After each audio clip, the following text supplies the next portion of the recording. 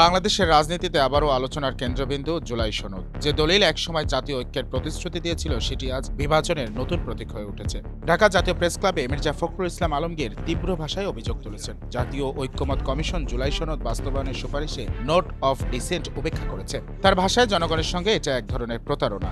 তিনি বলেন, যে বিষয়গুলোতে কমিশনের ভিতরে মতভেদ ছিল সেগুলো বাদ দিয়ে একতরফা সুপারিশ দেওয়া হয়েছে, যা ঐক্য নয় বরং অনৈক্যের পথ তৈরি করেছে। অন্যদিকে এনসিপি মনে করছে, যদি সরকার জুলাই সনদের পথে আন্তরিকভাবে এগোয় তবে তাদের স্বাক্ষর ও সমর্থনে অগ্রগতি আসবে। তারা এটিকে রাজনৈতিক সংস্কারের একটি ইতিবাচক সুযোগ হিসেবে দেখছে, তবে শর্ত একটাই, সব পক্ষের অংশগ্রহণ নিশ্চিত করতে হবে। জামাত ইসলামীও বলছে, জুলাই সনদে গণভোট ও ইসলামী মূল্যবোধের প্রতিফলন না থাকলে জনগণের বিশ্বাস অর্জন সম্ভব নয়। তাদের মতে কেবল রাজনৈতিক ক্ষমতার হিসাব মেলালেই এই ঐক্য বাস্তবায়ন সম্ভব নয়, প্রয়োজন মূল্যবোধের ঐক্য।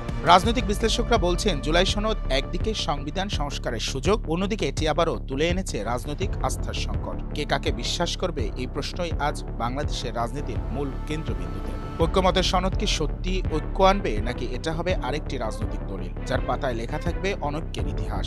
উত্তরটা হয়তো লুকিয়ে আছে আসন্ন সংলাপ ও নির্বাচনের পরবর্তী অধ্যায়ে।